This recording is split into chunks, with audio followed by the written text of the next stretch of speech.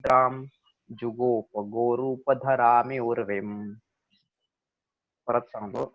निवर्त्य राजा दयितां दयालुः तां सौरभेयीं सुरभिर्यशोभिः पयोधरीभूत चतुस्समुद्रां जुगोपगोरूपधरामि उर्वीम.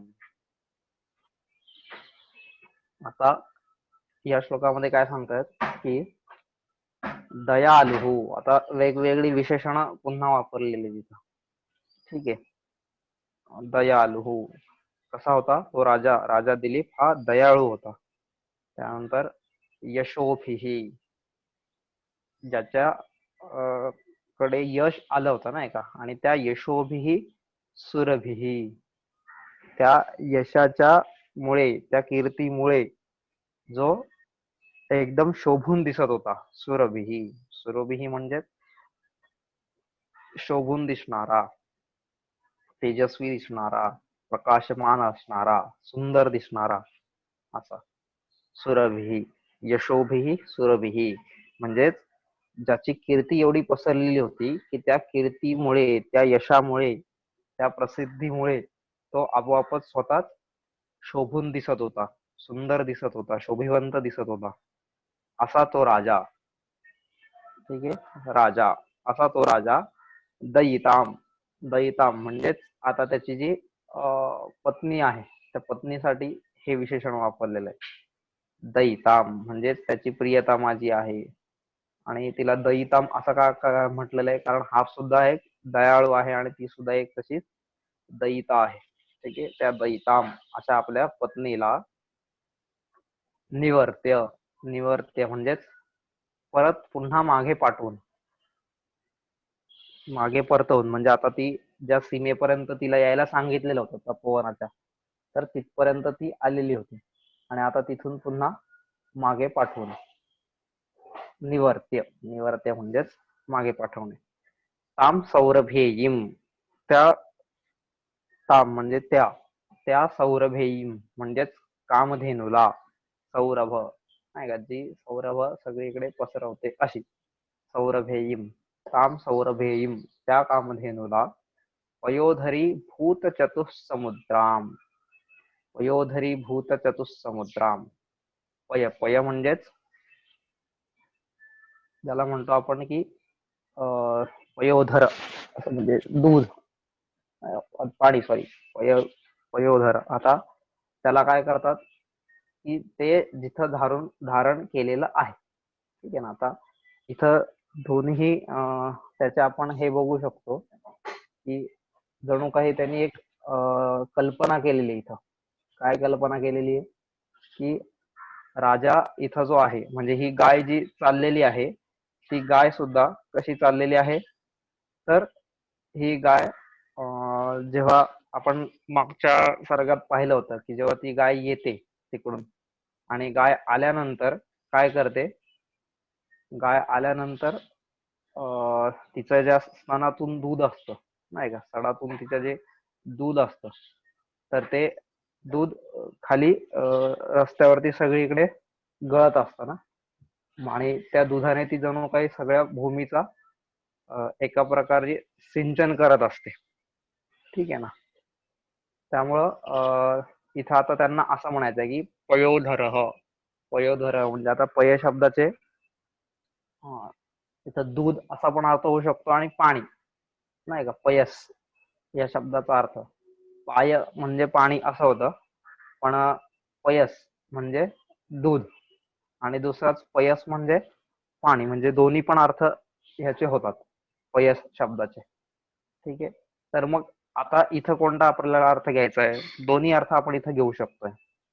पयस म्हणजे दूध सुद्धा आणि पयस म्हणजे पाणी सुद्धा. म्हणजेच कसं की या एकाच शब्दामध्ये कालिदासाने छान इथं एक अलंकारिक भाषेत लिहिलेलं आहे, श्लेष वगैरे ज्याला म्हणतो आपण, तसं की पयोधरी, पयोधरी भूत चतुस्समुद्रा, म्हणजेच पृथ्वीवरती जे 4 महासागर आहेत नाही का, त्या 4 महासागरांना धरी, धरी म्हणजेच धारंती नाही का, धारंती अशी, धरी म्हणजेच त्यांना धारण करणारी, त्या 4 महासागरांना धारण करणारी अशी. ठीक आहे. मग 4 महासागरांना कशा प्रकारे धारण करते ती, तर तिचे जे 4 स्तन आहेत नाही का, ते 4 स्तन जणू काही दुधाचे 4 महासागर आहेत, किंवा या पृथ्वीवरच्या पाण्याचे जसे 4 महासागर आहेत तसेच तिचे स्तन सुद्धा या 4 महासागरांना धारण करणारेच आहेत नाही का, असं त्यांना इथं सांगायचं. 4 समुद्र हे जिथे स्तनरूप झालेले आहेत असं. ठीक आहे. वयोधरी भूत चतुसमुद्राम, अशा त्या म्हणजे 4ही समुद्रांना जिने जणू काही आपले आचळ बनवलेले आहे अशा त्या गोरूपधराम, गोरूपधराम म्हणजे गायीचं रूप धारण केलेली. बघायचं तिथं वयोधरी असं तिथं धरी आला होता आणि इथं गोरूपधराम, हे धरम म्हणजे धारण करणे. तर असा रूप धारण केलेले अशी जी आहे त्या उर्वीम, उर्वी म्हणजेच परत आपण पाहिलं की उर्वी म्हणजे काय, पृथ्वी, अशा त्या उर्वीम, अशा त्या पृथ्वीला, ठीक आहे, अशा त्या पृथ्वीला जिने 4 समुद्र धारण केलेले आहेत अशा त्या पृथ्वीला काय म्हणतात ते,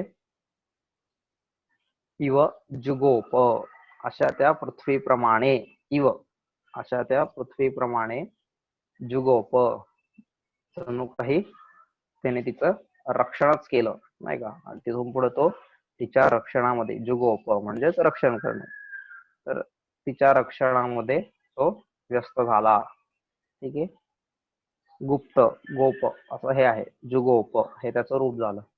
ठीक आहे, म्हणजे रक्षण करणे. मग त्याने तिचं रक्षण करण्याकडेच लक्ष दिलं किंवा तिचं रक्षण करू लागला असं आहे. एकदा संपूर्ण श्लोकाचा परत एकदा अर्थ सांगतो. नंतर तो दयाळू आणि आपल्या यशाने सुंदर दिसणारा असा राजा आपल्या पत्नीला परत मागे फिरून 4ही समुद्रांना आपले आचळ बनवून वसुंधरेने जणू काही गोरूप धारण केलेले आहे असे समजून त्या कामधेनूचे रक्षण करता झाला. ठीक आहे.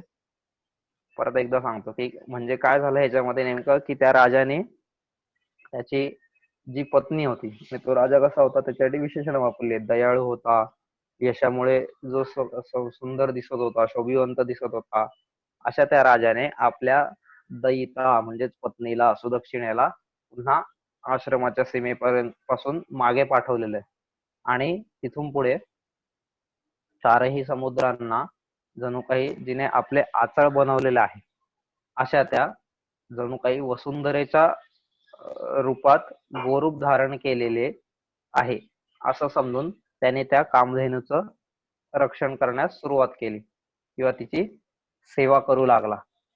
ठीक आहे. आता काय काय सांगितलं इथं, की दयाळू नाही का, हे पहिलं विशेषण राजासाठी त्यांनी दयाळू हे विशेषण वापरलेलं आहे. आणि दयाळू का बरं होता, कसा होता नाही का, हे गोष्ट आपल्याला नंतर पुढे कळेलच की त्याला दयाळू का म्हटलेलं आहे, की दया हे पोटी माणूस काय काय करू शकतो हे नंतर पुढे आपल्याला या सर्गामध्ये कळेल.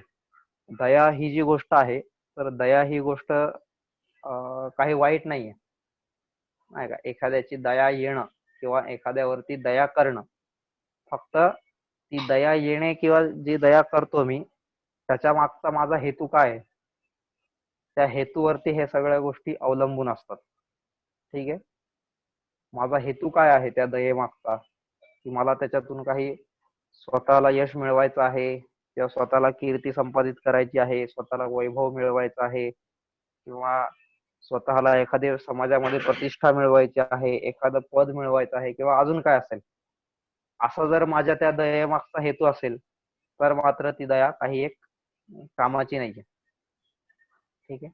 म्हणून दया हा शब्द तसा सांगितला तर चांगलाच आहे, की जसं गीता पण सांगते ना, दया भूतेषु लोलुप्त्वं मार्दवम ह्रीरचापलम, हे सगळं गीता सांगते. हा गुण, दया हा एक गुण आहे, पण तो दया करत असताना कधी पण समोरच्या मध्ये लघुता ग्रंथी उत्पन्न झाली नाही पाहिजे. ठीक आहे ना, की हा मी तुझ्यावरती दया करतोय, नाही का, हे झालं नाही पाहिजे.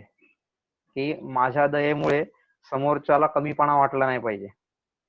अशी जर दया असेल तर त्याला खऱ्या अर्थानं दयाळू म्हणू, नाही का. आपल्याला पण दया येते. दया हा शब्द आपण थोडासा कसा कीव येणे या अर्थाने घेतो आपण, नाही का. अरे मला तर त्याची कीव आली एकदम, मला तर त्याची दया आली आणि दयेपोटी मी त्याला ह्या सगळ्या गोष्टी दिल्या किंवा त्याच्यासाठी एवढ्या गोष्टी केल्या. पण असं ज्यावेळेस मी करतो त्यावेळेस मात्र समोरच्या मध्ये लघुता ग्रंथी येते आणि त्याच वेळेस माझ्यामध्ये गुरुता ग्रंथी येते, नाही का. हो, मग मी त्याला मदत केली होती ना. हो, मग माझ्यामुळेच तर आज तो एवढा चांगला आहे. माझ्यामुळेच तर आज एवढं त्याला सगळं जे काय प्राप्त झालेलं आहे किंवा ज्या पोझिशनला तो पोहोचलेला आहे हे सगळं माझ्यामुळे झालंय. असं सगळं आपण जेव्हा म्हणतो तर तशी दया काही कामाची नाही. ठीक आहे.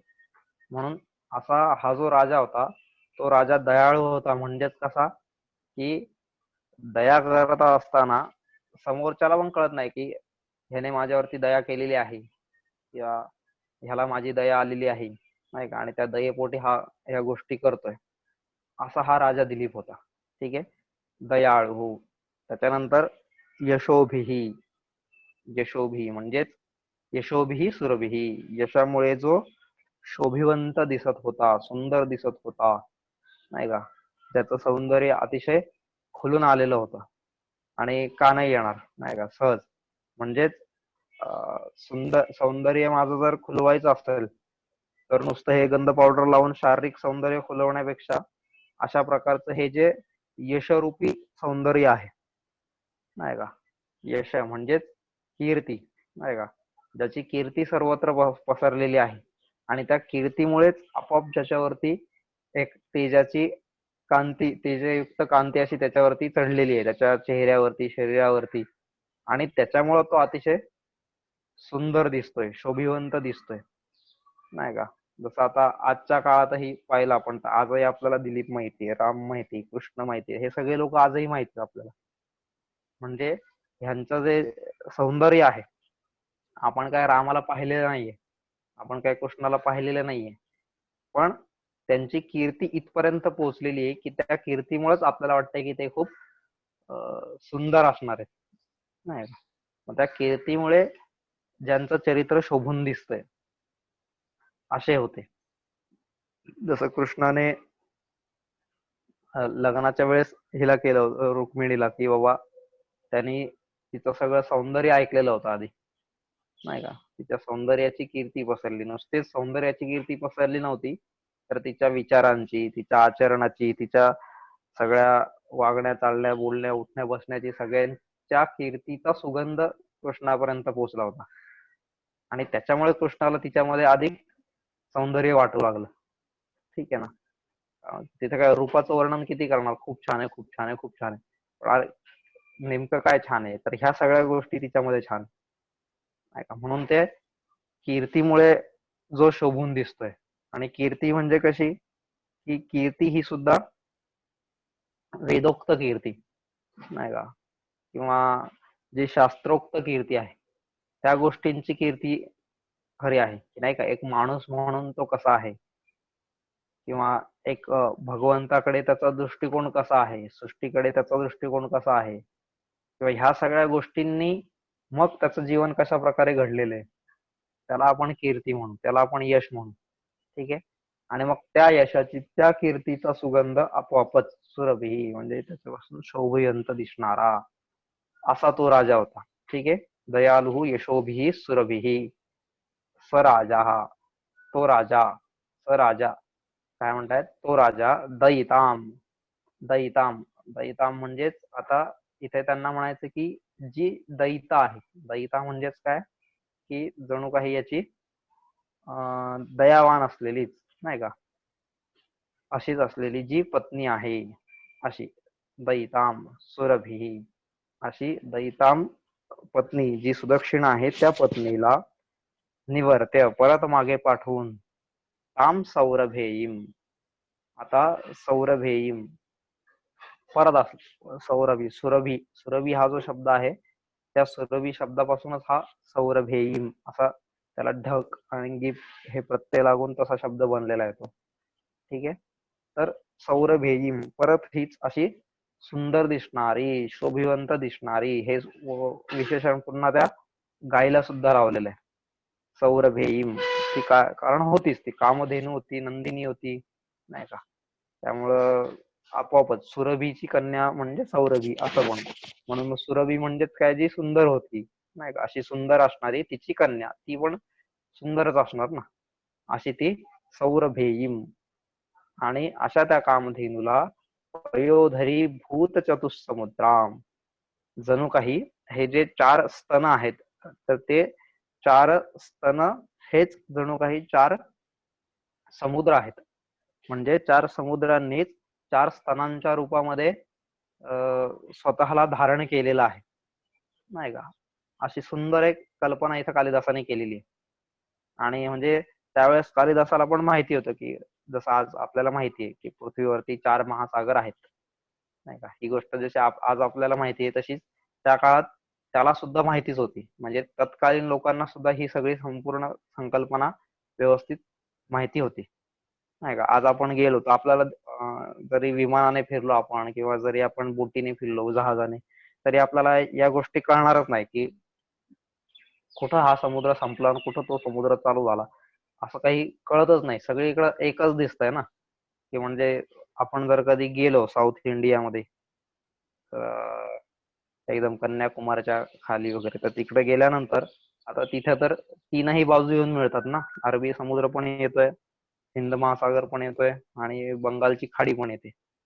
अशा तिन्ही सगळ्यांचा संगम तिकडे झालेला आहे. पण तरी आपल्याला ते कळतच नाही कोणता समुद्र कुठं संपलाय, कुठून काय संपलाय. एखादा समुद्र जेव्हा आपल्याला सांगणार, हा बघ इथून असं असं इकडं समजतो की हा समुद्र आहे, तिकडे तो समुद्र आहे, पण हे आजही आपल्याला कळत नाहीये. पण ही संकल्पना त्या काळात मात्र त्या लोकांना होती, नाही का, की 4 समुद्र आहेत, 4 महासागर आहेत.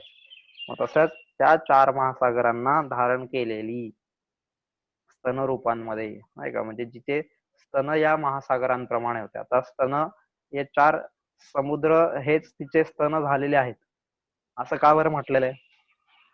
कारण ज्याप्रमाणे समुद्र काय करतो, समुद्र आपल्याला सगळ्या गोष्टी हव्या तशा पुरवतो ना, आणि आपला जीवन निर्वाह करतो, नाही का. म्हणजे आपल्याला मासे असतील, मीठ असेल, अजून काय माणिक, पाचोरत्न, मोती इत्यादी असतील, किंवा अजून इतर काय अशा बऱ्याचशा गोष्टी समुद्र आपल्याला देत असतो, नाही का. लिस्ट आउट केला आपण तर खूप साऱ्या गोष्टी निघतील अशा, की ज्या सगळ्या समुद्र आपल्याला देतोय किंवा समुद्रामुळे होत आहे, नाही का. पृथ्वीवरच्या पाण्याची वाफ होऊन परत पाऊस पडणं, हे काय आपले नदी नाले तलाव ह्याच्यातलं पाण्याची वाफ नाही होत, त्याच्यातली वाफ होऊन किती किती होणार.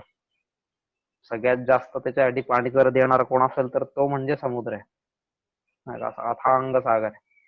म्हणजे कल्पना करा, जर समजा समुद्र नसता तर मग हे पाऊस कुठून पडला असता किंवा इतर ज्या काही गोष्टी झाल्या असत्या, नाही का. म्हणजे खऱ्या अर्थानं सगळ्या सृष्टीला एक प्रकारे चालवणारा असा तो समुद्र आहे. ठीक आहे. आणि असा एक नाही तर असे 4 समुद्र आहेत, 4 महासागर आहेत. तर त्या महासागरांप्रमाणे जिचे स्तन आहेत, नाही का, किंवा ते महासागरच जिचे स्तनरूप झालेले आहेत. म्हणजेच काय, म्हणजेच ही जी कामधेनू आहे ती आपल्या स्तनांद्वारे किंवा आपल्या दुधाद्वारे संपूर्ण आपल्याला जे हवं नको ते आपला उदरनिर्वाह करण्यास सक्षम आहे. ती सगळ्या गोष्टी आपल्याला देऊ शकते, नाही का. म्हणून त्यांनी इथं जणू काही तिचे 4 स्तन हेच 4 महासागर आहेत, 4 समुद्र हे तिचे 4 स्तन झालेले आहेत असं म्हटलेलं आहे. ठीक आहे. अशा त्या गोरूपधराम, अशा त्या गोरूप धारण केलेल्या. ठीक आहे. आता बघा किती सुंदर इथं उपमा दिलेली आहे, की जणू काही गोरूपधराम म्हणजे गायीचं रूप धारण केलेल्या उर्वीम इव जुगोप, पृथ्वीप्रमाणे, ही उपमा आहे. छान. आता काय म्हणतायत ते, की जणू काही पृथ्वी आहे, पृथ्वी म्हणजे गाय आहे, ठीक आहे, संपूर्ण पृथ्वी. आणि त्या संपूर्ण पृथ्वी रूपी गायीचे 4 स्तन आहेत. ते 4 स्तन म्हणजेच हे 4 समुद्र आहेत. ठीक आहे. मग त्या राजाला जणू काही असंच वाटलं की ही पृथ्वी आहे नाही का. आता राजाचं कर्तव्य काय आहे, पृथ्वीचं रक्षण करणं, ठीक आहे ना, उर्वीचं रक्षण करणं. आणि मग त्याला असं वाटायला लागलं की जणू काही ही पृथ्वी जी आहे, ज्या पृथ्वीचं मी रक्षण करतोय, ती पृथ्वीच खर तर गायीचं रूप धारण करून आलेली आहे नाही का. ती गाय म्हणजे पृथ्वी झाली आणि तिचे 4 स्तन म्हणजेच हे 4 महासागर, हे 4 समुद्र नाही का. आणि म्हणून तो त्या गायीचं रक्षण करतोय असं त्याच्या डोक्यात आलंच नाही. त्याला काय वाटायचं, पूर्वीम इव जुगोप, जणू काही ती पृथ्वीच आहे आणि त्या पृथ्वीच तो रक्षण करतो आहे, कामधेनूचं रक्षण करतोय असं त्याला वाटलंच नाही. ठीक आहे. म्हणजेच आता इथं त्यांना दुसरी गोष्ट अशी पण सांगायची या सुंदर उपमेमध्ये. कालिदास काय म्हणतात की गोरूप धरामी उर्वीम, गोरूप धराम उर्वीम इव जुगोप, की गोरूप धारण केलेल्या पृथ्वीप्रमाणे त्या राजाने तिचे रक्षण केले किंवा रक्षण करता झाला. आता असं म्हणताना हा जो राजा होता, त्या राजाने, राजा या नात्याने नाही का, तो एक स्वतः राजा होता, एक क्षत्रिय होता, तर त्या क्षत्रिय या नात्याने जणू काही पृथ्वीचं पालन करताना जी पण काही तो तत्परता दाखवत असेल नाही का, एक राज्यकारभार चालवताना, एका राजगादीवर बसून संपूर्ण राज्याला नियंत्रित करत असताना जी तत्परता दाखवावी लागते, अगदी त्याच तत्परतेने तो काय करत होता, इथं या गायीचं रक्षण करत होता, त्याच तत्परतेने तो गायीची सेवा करत होता नाही का. ही गोष्ट त्यांना इथून कालिदासांना सांगायची आहे की नुसतंच तो गायीचं रक्षण करत नव्हता नाही का. आपल्याला पण वाटतं ना, ठीक आहे चला गाय चालली आहे, जाऊ आपण पण तिच्या मागे, काय आता एवढं, निघालो तर निघालो, हा गेली गाय, जाऊ बसू खाऊ उठू घेऊ, जसं तिने सांगितलंय, जसं ऋषींनी जसं मला सांगितलंय. पण तसं नाही. एक पृथ्वी पालक जो आहे, एक राजा जो आहे, त्या राजाला आपल्या कामामध्ये जितकं दक्ष राहावं लागतं, जितकं काय कर्तव्यामध्ये दक्ष राहावं लागतं, त्याचप्रमाणे हा राजा सुद्धा अगदी तितक्याच दक्षतेने ही गाय रक्षण्यामध्ये व्यस्त झालेला होता, हे त्यांना सांगायचंय. म्हणजेच त्याला जणू काही त्या गायीमध्येच आपली प्रजा दिसत होती, त्या गायीमध्येच आपले राज्य दिसत होतं, त्या गायीमध्येच आपली संपूर्ण पृथ्वी दिसत होती नाही का. आणि तिचे ते जे 4 स्तन आहेत, तर ते 4 स्तन हे म्हणजेच जणू काही 4 समुद्र आहेत. कारण का, समुद्र ज्याप्रमाणे मला माझ्या आवश्यक त्या सगळ्या गोष्टी पुरवतो आणि माझं पालन पोषण करतोय, त्याचप्रमाणे ही गाय सुद्धा आहे, त्याचप्रमाणे ही नंदिनी सुद्धा आहे, की संपूर्ण अखिल मानव जातीचं भरण पोषण करण्याची जिच्यामध्ये शक्ती आहे नाही का. असे तिचे हे स्तन आहेत. तर अशा त्या स्तनांना धारण केलेल्या, 4 समुद्ररूपी स्तरांना धारण केलेल्या अशा त्या गायीचं रूप धारण केलेल्या पृथ्वी समान राजाने तिचं रक्षण केलं. ठीक आहे. असा एकदम सुंदर श्लोक आहे हा पण. जुगोप गोरूप धरामी उर्वेम, मस्त एक छान उपमा दिलेली आहे इथं सुद्धा. ठीक आहे. आता आपण पुढचा श्लोक पाहूया. व्रताय तेनानुचरेण धेनोः न्यषेधिशेषोऽप्यनुयायी वर्गः न चान्यतस्तस्य शरीररक्षा स्ववीर्य गुप्ता हि मनो प्रसूतिः. सुंदर हे पण, स्ववीर्य गुप्ता हि मनो प्रसूतिः, एकदम छान. एक असे मोठे मोठे सिद्धांत कालिदास इथं सांगतोय पटकन. ठीक आहे. काय म्हणतात ते आता, व्रताय तेनानुचरेण धेनोः न्यषेधिशेषोऽप्यनुयायी वर्गः न चान्यतस्तस्य शरीररक्षा स्ववीर्यगुप्ता हि मनः प्रसूतिः. काय म्हणतात ते, व्रताय तेनानुचरेण, व्रताय म्हणजे व्रतासाठी, ठीक आहे, व्रत पालन करण्यासाठी, जे काय हातामध्ये मी व्रत घेतलेलं आहे, जे काय तप उचललेलं आहे त्याच्यासाठी. धेनोः धेनोः म्हणजेच त्या धेनोः अनुचरेण, धेनूच्या मागे मागे जाणाऱ्या, अनुचर, अनुचर म्हणजेच तिच्या मागे जो चालतोय नाही का, असा धेनूच्या मागे चालणारा, धेनूच्या मागे जाणारा, गायीच्या मागे जाणारा म्हणजेच व्रतपालन करण्यासाठी गायीच्या मागे जाणारा, तेन अशा त्या राजाने, तेन म्हणजेच राजाने, त्या अशा त्या राजाने शेषः अपि अनुयायी वर्गः शेषः अपि अनुयायी वर्गः, आता त्याचा जो काही शेष अनुयायी वर्ग होता, म्हणजे शेष म्हणजे उरलेला, शिल्लक राहिलेला, बाकी राहिलेला, नाही का. आता जेव्हा राजा एक निघाला, तर राजा निघताना कितीही नाही म्हटलं तुम्ही नाही का, नाही नाही माझ्यासोबत नका येऊ नका येऊ, पण तरी ते सेवक जे असतात, सैनिक जे असतात, किंवा इतर त्याच्या चाकरीमधले जे लोक असतात, ते कुठंतरी त्याच्या मागे येतातच, नाही का. आणि मग त्यामुळं त्यांना कुठंतरी थांबवावं लागतं, कारण हे कोणाला करायला सांगितलंय, मला करायला सांगितलं, नाही का, एकट्याला त्या गायीची सेवा करायला सांगितली. मग त्यावेळेस ह्या सगळ्यांचं काही तिथं काम नाहीये. म्हणून शेषः अपि अनुयायी वर्ग, शिल्लक राहिलेले आपले जे सेवक होते, अनुयायी होते, जे सैनिक होते, त्यांना सुद्धा निषेधी म्हणजेच परत त्यांना पाठवलंय, मागे पाठवलंय, म्हणजे नाही का, आधी सुदक्षिणेला मागे पाठवलं आणि त्याच्यानंतर हे जे काही सेवक होते, त्या सेवकांना सुद्धा त्यांनी मागे पाठवलं, नाही का. म्हणजे सैनिक, बॉडीगार्ड, अंगरक्षक, हे जे काही त्याचे असतील, नाही का. आता राजा जंगलात चाललेला आहे, उद्या राजाला काही झालं तर, वगैरे वगैरे, म्हणून आपण सगळे त्या राजाच्या रक्षणासाठी त्याच्यासोबत जाऊया, म्हणून हे सगळे सैनिक सोबत निघालेले होते. पण त्या सगळ्यांना सुद्धा राजाने काय केलं, पुन्हा मागे पाठवलंय. ठीक आहे. का तर तस्य शरीर रक्षा, कारण त्याच्या शरीर रक्षेसाठी, त्याचे शरीराची रक्षा करण्यासाठी, तस्य शरीर रक्षा अन्यतः न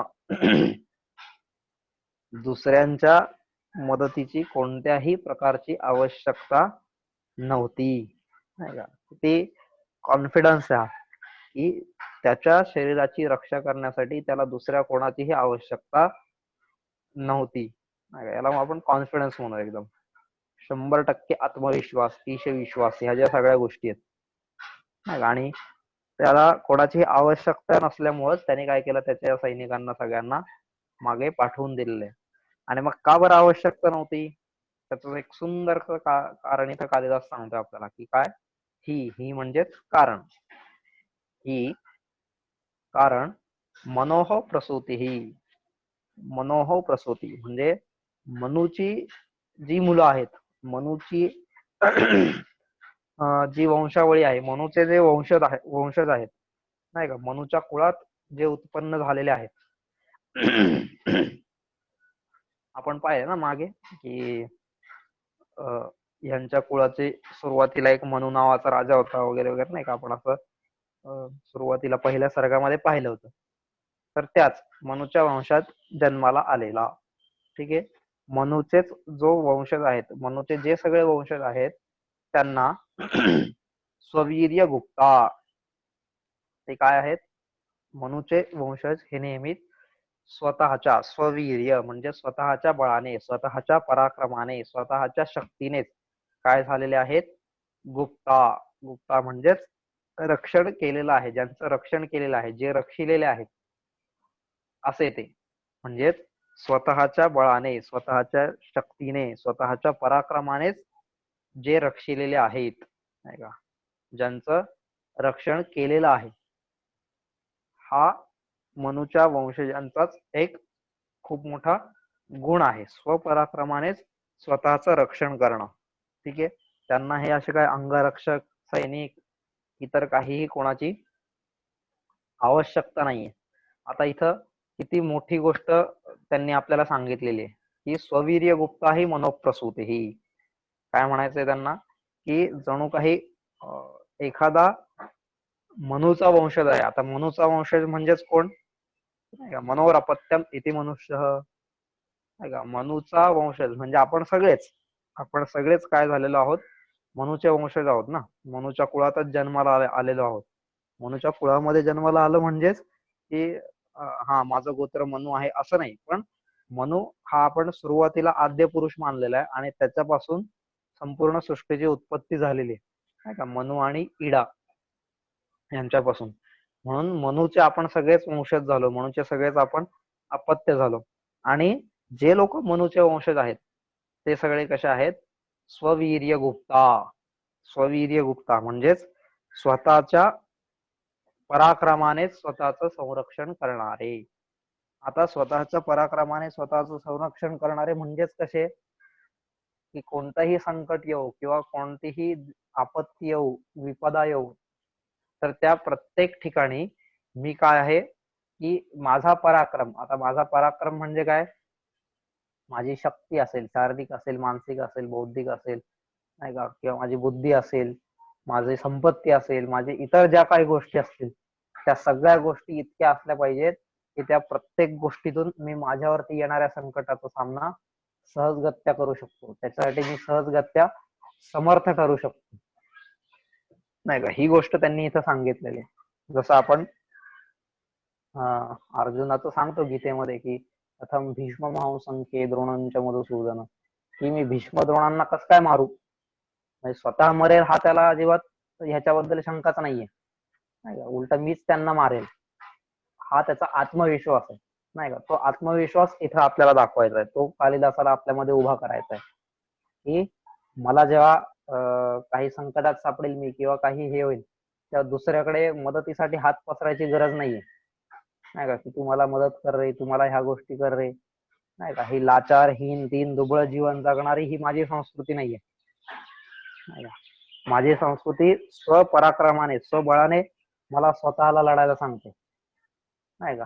म्हणून गीता पण असं कुठेच म्हणत नाहीये की हा बरं बरं चालेल चालेल मी येतो तुझ्या मदतीला, लगेच लगेच उभा राहतो, असं नाहीये. काय सांगते गीता, आधी आधी तू कर्म कर, नाही का. आधी तू सगळं काम कर, आधी तू स्वतःचं रक्षण कर, आणि नाही झालं मग नंतर पुढं पाहूया आपण, नाही का. पण आधी मी तर त्याच्यासाठी प्रयत्न केला पाहिजे.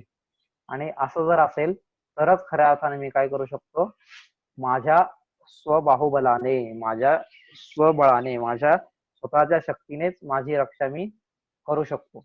आणि जर मी माझीच रक्षा करण्यास समर्थ नसेल तर मग इतरांची रक्षा मी काय करणार, नाही का. तर ही जी महत्वाची गोष्ट आहे ही इथं आपल्याला सांगतात. आता स्वतःची रक्षा स्वतः करणं म्हणजेच काय, की त्याच्यासाठी जे काही इतर समाजामधली विघ्न असतील, समाजामधले कुविचार असतील, समाजामधल्या चुकीच्या चालीरीती असतील, चुकीच्या परंपरा असतील, नाही का, या सगळ्यांपासून मला माझं रक्षण करता आलं पाहिजे. फक्त माझ्या शरीराचं रक्षण करणं, माझ्यावरती कोणी हमला केला तर मग त्याला प्रति हमला करणं, प्रत्युत्तर देणं, एवढं इथं अपेक्षित नाहीये. स्वतःच्या संरक्षणामध्ये काय ह्या सगळ्या गोष्टी येतात, नाही का. माझं मन, माझी बुद्धी, माझी इंद्रिय, या सगळ्यांना इतरांपासून वाचवणे, ठीक आहे ना. म्हणून मम प्रसूती ही स्ववीर्य गुप्ता, मनूचे वंशज हे कसे होते, स्वपराक्रमाने स्वतःचं संरक्षण करणारे होते, नाही का. आपण ज्याला एक वलय म्हणतो ना, की माझ्या भोवताल असे एक वलय असलं पाहिजे, विचारांचं वलय असलं पाहिजे, शास्त्राचं वलय असलं पाहिजे, वेदांचं वलय उभं झालं पाहिजे, की त्याच्यामध्ये आपोआपच माझ्याकडे कोणत्याही प्रकारचं संकट जरी आलं तरी त्या संकटाशी मला सामना करता आला पाहिजे, नाही का. स्वतःचा पराक्रम. आता पराक्रम म्हणजेच काय, इथं हा विचारांची बैठक जी आहे, त्या विचारांच्या बैठकीतून मी काय करेल, माझ्या प्रत्येक संकटावरती मात करू शकेल, नाही का. असे हे सगळे मनूचे वंशज होते. आता मनूचे वंशज होते म्हणल्यावर काय, तेच फक्त मनूचे वंशज होते असं आहे का, नाही. आपण सुद्धा तसेच मनूचे वंशज आहेत. त्यामुळे आपल्यासाठी पण ही गोष्ट त्याचप्रमाणे लागू पडते. म्हणून कालिदासाने हे जे सांगितलेलं आहे ना, ही संस्कृती उभी करताना कालिदासाने आपल्यासारख्या सामान्य लोकांना समोर ठेवूनच ही संस्कृती उभी केलेली, हे काव्य लिहिलेलं. नाही तर त्याला काय परत हे काव्य लिहिण्याची गरज नव्हती, पण त्याला त्याच्यातून या गोष्टी आपल्यापर्यंत पोहोचवायच्या आहेत, नाही का. की आणि म्हणून जे आपण काल परवा पण कालच पाहिलं ना, की श्रुतेरिवार्थम स्मृतिरन्वगच्छत, की स्मृतींनी सांगितलेला जो अर्थ आहे, म्हणजे आता म्हणून काल आपण उल्लेख पण केला होता यांचा, मनूचा, मनुस्मृती, नाही का. की मग त्या मनुस्मृती, म्हणून आपल्या स्मृतीमध्ये जे पण काय सांगितलेलं आहे त्या सगळ्या गोष्टींद्वारेच आपण काय करू शकतो, जे मनूचे वंशज आहेत ते आपल्याच पराक्रमाने आपण स्वतःच रक्षण सहजगत्या करू शकतो. आपल्याला काही दुसऱ्या कोणाचीही आवश्यकता नाहीये. ज्याप्रमाणे तस्य शरीर रक्षा अन्यतः न, म्हणजे ज्याप्रमाणे त्याच्या शरीराच्या रक्षेसाठी इतर लोकांची आवश्यकता नव्हती शरीराचं रक्षण करण्यासाठी, आणि म्हणूनच त्याने काय केलेलं होतं, की शेष अपि अनुयायी वर्ग न्यषेधी. त्याने जो उरलेला सगळा जो त्याचा सैनिक वर्ग होता, सेवक वर्ग होता, तो सगळा पुन्हा परत पाठवला होता तपोवनामध्ये किंवा राज्यामध्ये. त्यांची काही इथं आवश्यकता नाहीये. त्यामुळं तो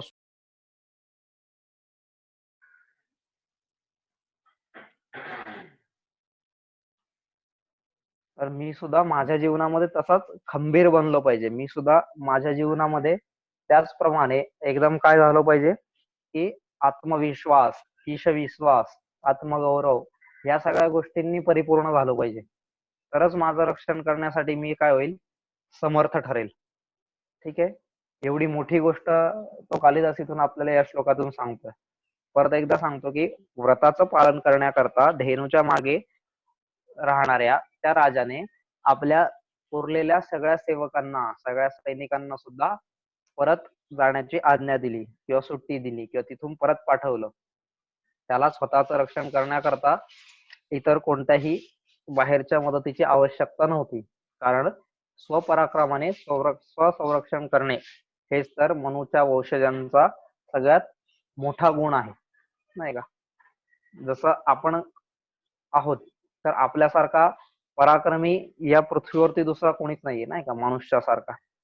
असं आपण म्हणतो की जसं दादा सांगतात की समजा गायचं वासरू जन्माला आलं की लगेच उठून गायीच्या आचळाकडे जाते, चालत जाते स्वतःच्या पायावरती. कुत्र्याचं पिल्लू जन्माला आलं, त्याला पाण्यात टाकलं की लगेच पोहायला लागतंय, नाही का.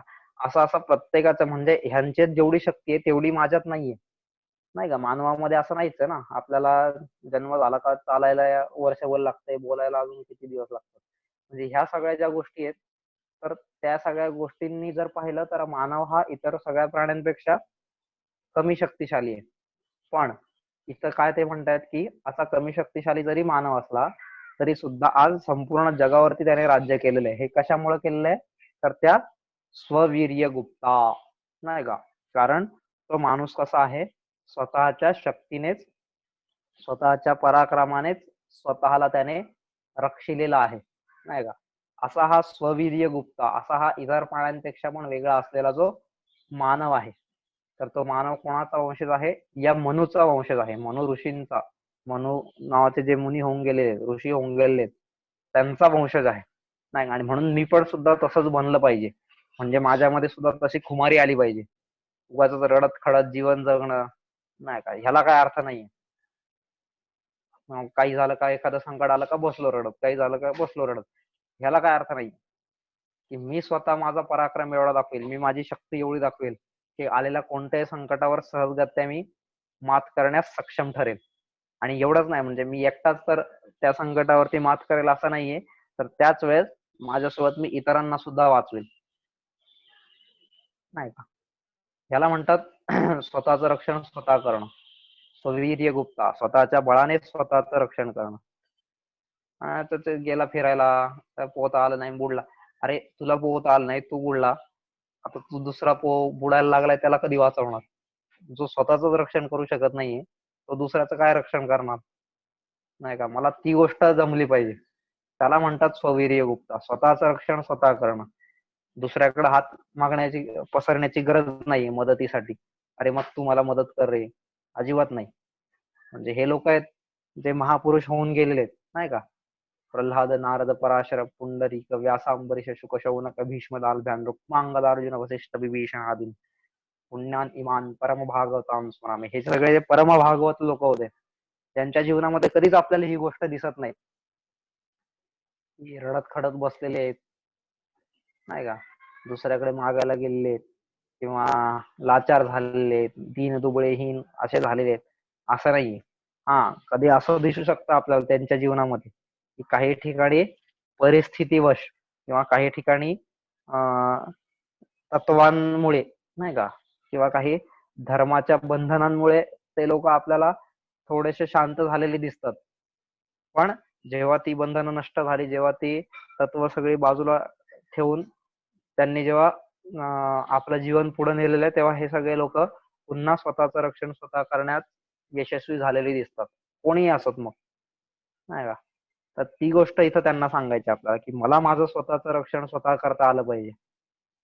त्याला दुसऱ्याची आवश्यकता नाहीये, दुसऱ्याची गरज नाहीये, नाही का. म्हणून त्या राजाने पण आपले जे बॉडीगार्ड होते, जे काही सेवक सैनिक असतील, त्या सगळ्यांना परत पाठवून दिलेलं. अरे मी कोणी साधा सुद्धा नाहीये, मनूचा वंशज आहे मी, नाही का. आणि जर मनूचा वंशज असेल तर मला तेवढा पराक्रम आहे, मला तेवढी बुद्धी आहे, तेवढी शक्ती आहे, नाही का.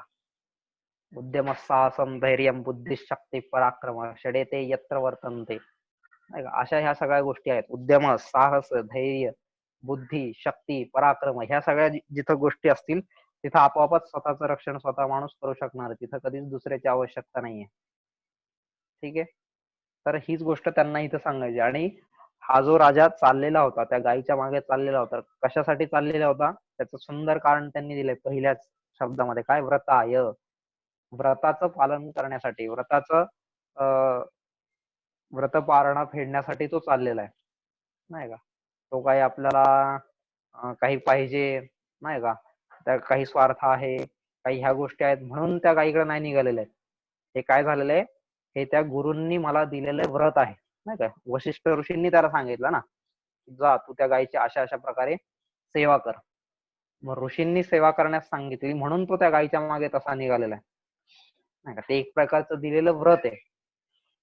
आणि मग मी ज्यावेळेस एखादं व्रत उचलतो, नाही का, तर व्रत उचलल्यानंतर काय होतं, त्या व्रतासाठी मला काहीतरी कष्ट झेलावे लागतात, काहीतरी मला त्याच्यासाठी दुःख सहन करावं लागतं, काही त्या व्रतासाठी मला माझे सुख सुविधा सोयी ह्या सगळ्या ज्या गोष्टी आहेत त्या सगळ्या बाजूला ठेवून कुठंतरी मला एखाद्या खडतर रस्त्यावरती जावं लागतं, नाही का.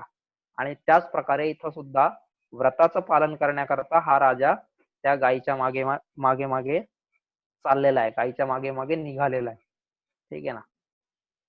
एक सुंदर त्यांनी इथं सांगितलंय की माझ्या जीवनामध्ये पण असं काहीतरी व्रत असलं पाहिजे, असं काहीतरी ध्येय असलं पाहिजे. व्रतहीन ध्येयहीन असं जर जीवन असेल तर मी कितीही चालत राहिलो तरी त्या चालण्याला काही अर्थ नाही, नाही का. माझ्या जीवनात काहीतरी एखादं ध्येय पाहिजे आणि त्या ध्येयाप्रती जर मी चालत राहिलो तर त्या चालण्याला काहीतरी सुगंध येणार आहे, नाही का. म्हणून आपल्या त्या ह्याच्यामध्ये सांगतात की शरणम पवित्रम यदि तीर्थयात्रा, नाही का. शरणम पवित्रम यदि तीर्थयात्रा, पाय माझे पवित्र होतील, पण कधी पवित्र होतील, जेव्हा मी त्याच्यासाठी चालेल, नाही का. तीर्थयात्रा, तीर्थयात्रा म्हणजेच काय, इथून उठून पंढरपूरला जायचं असं नाहीये. तीर्थयात्रा म्हणजेच तीर्थांचे जे विचार आहेत ते तीर्थांचे विचार घेऊन गावागावापर्यंत जाणं, ही खऱ्या अर्थाने तीर्थयात्रा आहे. ठीक आहे ना. तीर्थांचे विचार घेऊन, तीर्थांची आचरण पद्धती, तीर्थांची नीतिमूल्य, नाही का, तीर्थांचं मूल्य शिक्षण हे सगळं घेऊन मला गावोगावी जाता आलं पाहिजे, त्याला तीर्थयात्रा म्हणतात. तीर्थाकडे जाणं असं नाहीये, तर तीर्थांचे विचार घेऊन गावोगावी जाणं, ही खऱ्या अर्थानं तीर्थयात्रा आहे, नाही का. मग ती जर होत असेल तर खऱ्या अर्थानं काय होणार आहे, माझे पाय पवित्र होणार आहेत, नाही का. आणि ते मी व्रत घेतलं पाहिजे.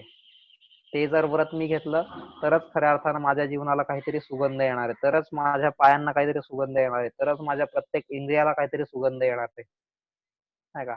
इथं हे फक्त एका गायीची सेवा करायची होती, गायचा राजा निघाला इतर गुराखांसारखा, गवळ्यांसारखा असा म्हणून निघालेला हा राजा नाहीये. तर हा राजा कशासाठी निघालेला आहे, व्रताय, व्रताचं पालन करण्यासाठी, नाही का. मग व्रतामध्ये काय आहे आणि किती खडतर असं त्याचं व्रत आहे ते, नाही का. जर गाय बसली तरच तू बसायचं. आता दिवसभर गाय बसलीच नाही तर अवघड आहे ना. जर गाय पाणी प्यायली तरच तू पाणी प्यायचं. हा, दिवसातून समजा गायीने दोनदाच पाणी प्यायलं, मग मी पण दोनदाच पाणी प्यायचं, नाही का. ह्या सगळ्या ज्या गोष्टी आहेत, गाय थांबली तरच थांबायचं, गाय चालत राहिली, आता चालत चालत प्राणी किती बराच अंतर चालतच राहतात. चालत निघाली म्हणजे मी एवढ्या लांब चालतच राहायचं का, नाही का. आपण काय करू अशा वेळेस, गाय चालत निघाली पुढं, आपल्याला वाटतं नाही आता ऋषींनी तर सांगितलंय गायला हा चालवायचंय, नाही का. जोपर्यंत गाय चालणार आहे तोपर्यंत तुम्ही पण चालायचंय.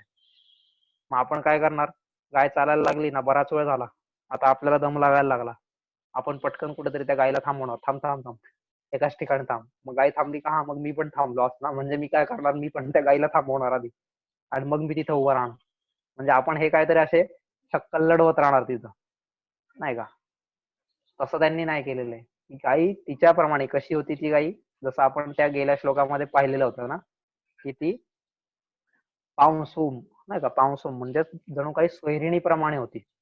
एखादी स्वैरिणी स्त्री असते, तिला ज्या वेळेस जिथं जायचंय त्यावेळेस ती तिथं जाते. तिच्यासाठी काही कोणाचं बंधन नसतंय की हा माझा पती आहे मग ह्याच्या बंधनात राहू, असं नसतंय. स्वैरिणी स्त्री ही स्वैरिणीप्रमाणे असते. तिला हवं तिथं, हवं तेव्हा, हवं तसं ती जाते.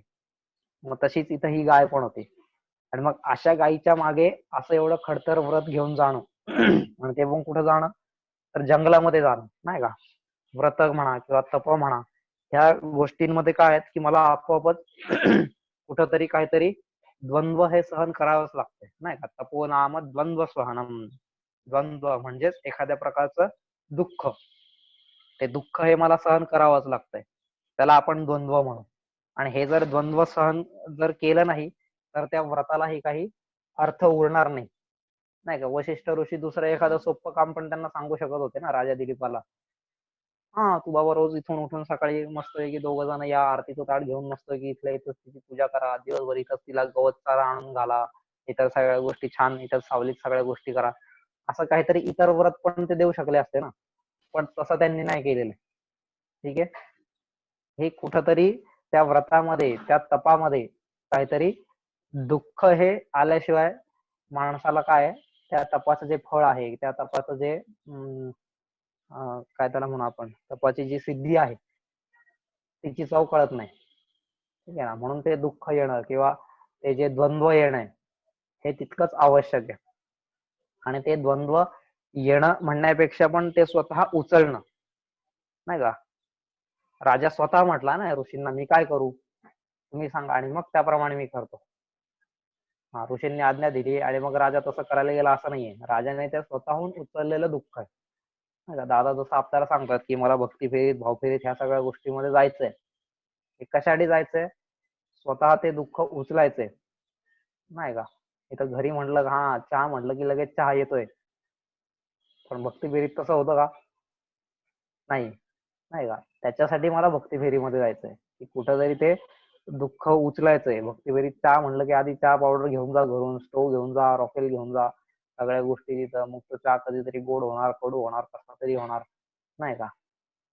मग तर भात करणार तर खालचा जळालेला असणार, वरचा अजून शिजायचाच असणार आहे, कच्चाच राहणार, असं काहीतरी ह्या सगळ्या गोष्टी होणार. पण हे सगळं मी देवा कशासाठी करतोय? हे सगळं तुझ्या कामासाठी करतोय. आणि जर तुझ्या कामासाठी मला ह्या गोष्टी करायच्या असतील तर काय आहे, त्याच्यासाठी मला कुठं ना कुठं थोडंफार तरी दुःख हे उचललंच पाहिजे. आणि ते दुःख उचलल्याशिवाय कधीही त्या नंतरच्या फळाची किंमत कळत नाही. ठीक आहे. म्हणून हे ऋषींनी त्याला व्रत दिलेलं होतं. आणि असा गुरु पाहिजे की जो गुरु अशा प्रकारचं काहीतरी व्रत देतो, नाही का. म्हणजे हे गुरुचं कर्तव्य आहे व्रत देणं, नाही का. ज्याप्रमाणे शिष्याचं तर आहेच व्रत घेणं, पण शिष्य जरी किती समर्थ असला व्रत घेण्यासाठी, पण गुरु पण तर तसा पाहिजे की जो व्रत देऊ शकतोय, नाही का. समाजामध्ये आपल्याला इतिहासामध्ये असे पण काही उदाहरणं दिसतील की जिथं शिष्य एकदम स्ट्रॉंग होता पण गुरु तितका स्ट्रॉंग नव्हता, नाही का. अशी पण उदाहरणं आपल्याला दिसतात. तर त्या प्रकारची जोडी इथं नव्हती. म्हणजे जितके स्ट्रॉंग हे वशिष्ठ ऋषी होते तितका स्ट्रॉंग हा राजा दिलीप सुद्धा होता. कारण का? त्याचं सुंदर कारणच त्यांनी सांगितलं की स्ववीर्य गुप्ता ही मनोप्रसूती. कारण तो स्वतः मनूचा वंशज होता. आणि मनूचा वंश कधीही असा लेचा-पेचा, हीन, दीन, दुबळा, लाचार, अगतिक असा कधीच नसतो, नाही का. तो नेहमी खुमारीने जगतो, आत्मगौरवाने जगतो, आत्मसन्मानाने जगतो, नाही का. कोणतेही बघा तुम्ही, राम, रघु, कोणतेही तुम्हाला जी जी उदाहरणं माहिती आहेत, लवकुश असतील, हे सगळेजण तसेच जगलेले, अजिबात कधीही लाचार असे झालेले नाहीयेत. ठीक आहे. मग तसा हा जो होता तर त्याने हे व्रताचं पालन करण्याकरता तो धेनूच्या मागे गेला. स्वार्थापोटी किंवा काहीतरी मला मिळवायचं आहे या आशेने तो गेलेला नाहीये. ठीक आहे.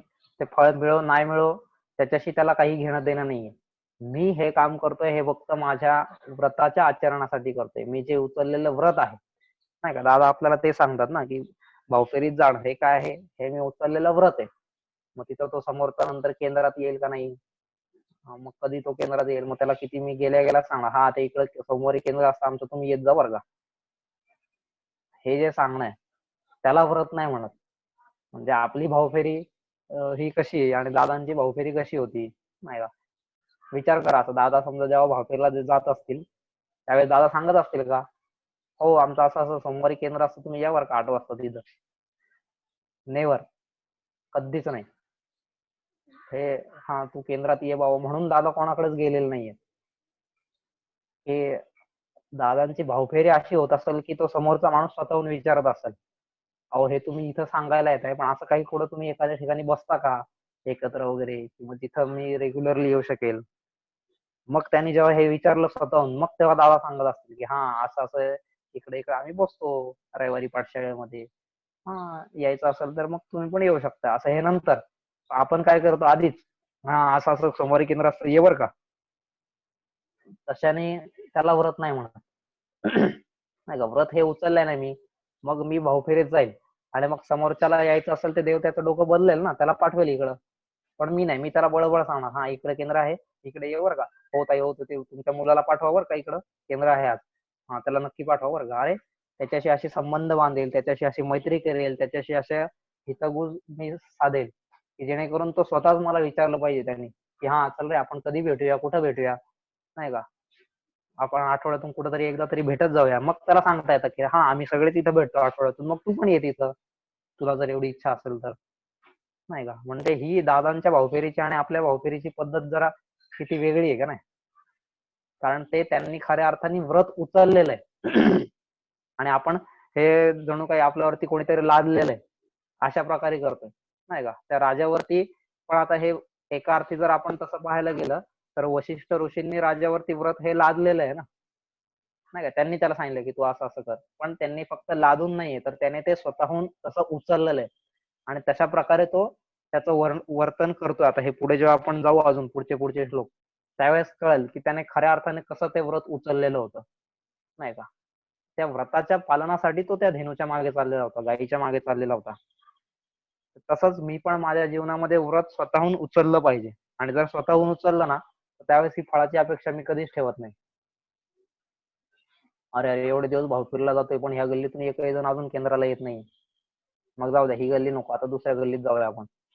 हे याला व्रत उचलणं नाही म्हणत, नाही का. ते एखादं लादल्यासारखं, मग लादल्यानंतर काय करतो माणूस, ते जे गाढवाची गोष्ट आहे ना, की पाठीवरती कापूस असतो, तर ते पाठीवरती मीठ देतात, नाही का, आणि मग ते मिठाचं ओझं घेऊन जातो. त्याला खूप असं नको वाटतं ते ओझं, पण नदीत येते आणि नदीमध्ये काय होतं, नदीच्या पाण्यामुळं ते जे मीठ आहे पाठीवरचं, ते मीठ सगळं विरघळून वाहून जातं आणि आपोआपच त्याचं वजन हलकं होतं आणि तो तसंच तिथं पुढून निघून जातो. आणि असं जेव्हा तो रोज करत असतो तेव्हा मग नंतर त्याच्या मालकाला कळतं की हा हा गाढव असा काम चुकारपणा करतोय, नाही का. तो दाखवतोय तर खरं की मी दिलेलं काम तो व्यवस्थित पार पाडतोय, नाही का. म्हणजे व्रत ना, एक प्रकारे त्या गाढवाला व्रत दिलेलं आहे की तू हे पाठीवरती मिठाची बोट घेऊन पलीकडे जा. पण ते दिलेलं व्रत गाढवाने उचललं असं दाखवतोय, मात्र तो करतोय काय, त्या व्रतातून पळवाट शोधतोय, नाही का, किंवा त्या व्रताची नासाडी करतोय, त्या व्रताची गरिमा सगळी घालवतोय.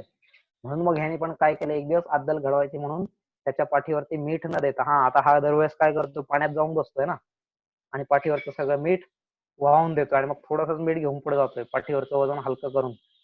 मग त्याच्यामुळे काय करूया, आता ह्याच्या पाठीवरती आज आपण कापूस देऊया आणि तो कापूस देतो.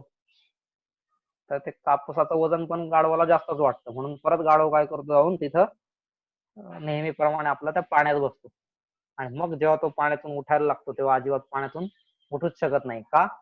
कारण आता त्या कापसाने एवढं पाण्याचं वजन धारण केलेलं आहे ना, कापसाचं वजन वाढलं, पाठीवरचं वजन वाढलं आणि मग त्याला चांगली अद्दल घडली. मग त्याला चांगलं कळालं की मी कधी पण कामामध्ये अशा ह्या गोष्टी आणल्या नाही पाहिजेत, नाही का. जे काही व्रत उचललेलं असेल ते पूर्ण श्रद्धेने निष्ठेने मी पार पाडलं पाहिजे, नाही का. मग तिथं कोणत्याही फळाची अपेक्षाही ठेवली नाही पाहिजे किंवा कोणत्याही दुःखाची सुद्धा गय केली नाही पाहिजे, तमा केली नाही पाहिजे, नाही का. त्याला खऱ्या अर्थानं व्रत म्हणून.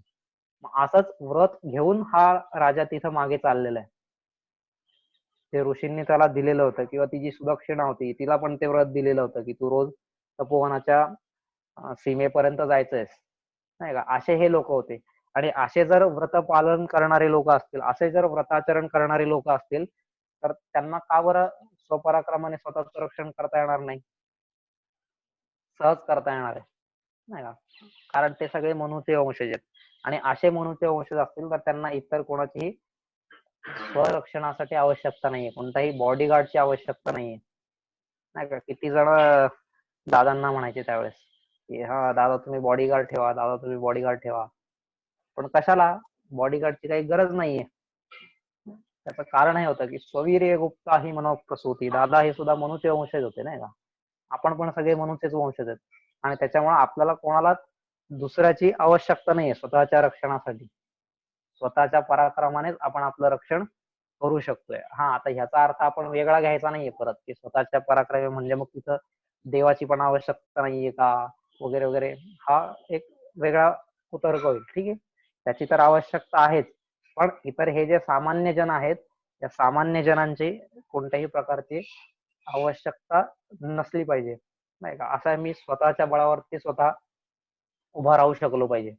आणि जर मी तसा झालो तरच मी इतरांना सुद्धा उभं करू शकेल ना.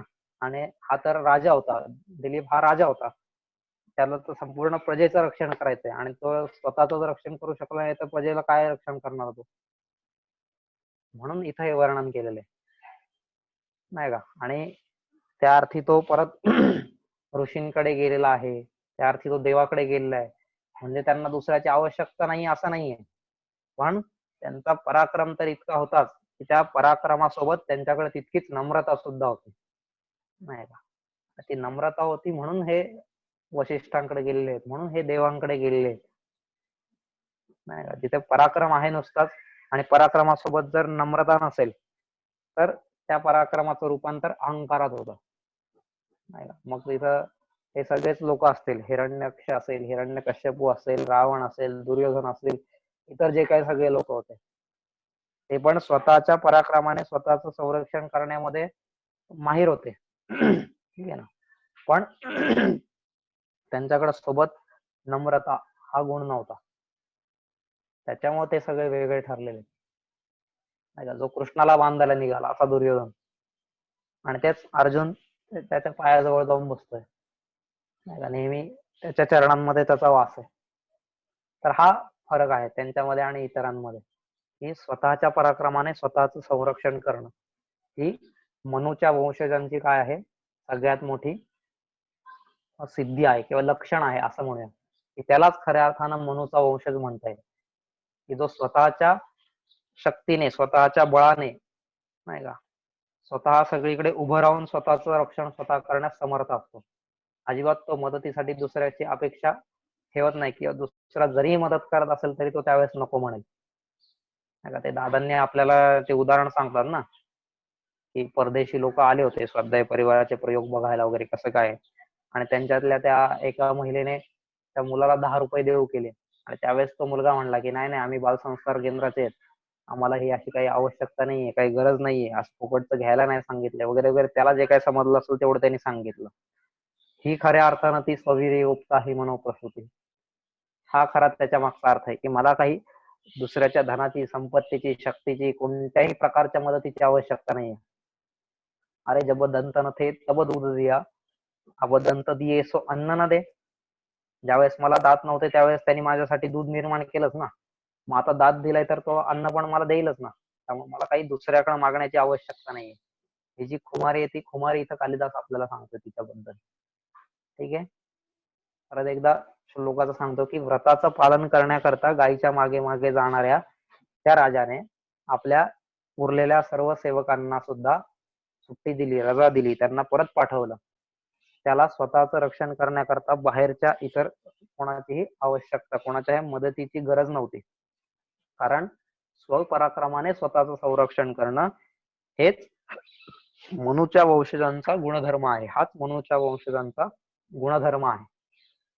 ठीक आहे. आता सुंदर एक मस्त श्लोक म्हणून म्हणलं ना, हा दुसरा सर्ग जो आहे ना तो अतिशय सुंदर आहे. दुसरा सर्ग संपूर्ण प्रत्येक ठिकाणी असं कालिदासाने आपल्या संस्कृतीला असं खुलवलेलं आहे, खुलवलेलं आहे नाही का. ते वाचतानाच आपली संस्कृती किती श्रेष्ठ होती, किती ग्रेट होती, हा प्रत्येक ठिकाणी अनुभव येतो. ठीक आहे. असा हा चौथा श्लोक आपला झालेला आहे. आता कोणाला काही सांगायचं असेल, काही बोलायचं असेल तर बोला. उद्या आपण 5व्या श्लोकापासून पुढे पाहू.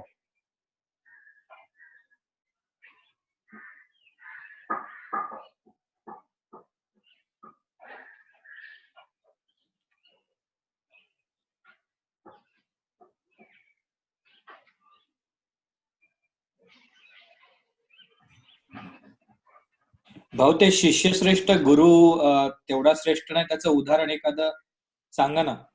थोडं रिसर्च करतो. हा, मला मला ते तेव्हा वाटलं होतं तुमच्यापैकी कोणीतरी विचारणारच परत ते थोडासा विचार करा ना त्याच्यावरती, म्हणून मुद्दाहून मी ते सांगितलं जरा. बर बर, चालेल चालेल. ओके. हा, कोणीतरी विचार करून सांगा की असं आहे का एखादं उदाहरण कुठं इतिहासामध्ये की जिथं आपल्याला असं दिसतंय. चालेल, होमवर्क नाही का? घेतो. हा. हा, मग काय होमवर्क घ्या. मुद्दाहून ते वाक्य टाकलं मी तसंच. मी ते असं डोक्यात ठेवलं होतं की हा, हे कोणीतरी नंतर विचारणारच.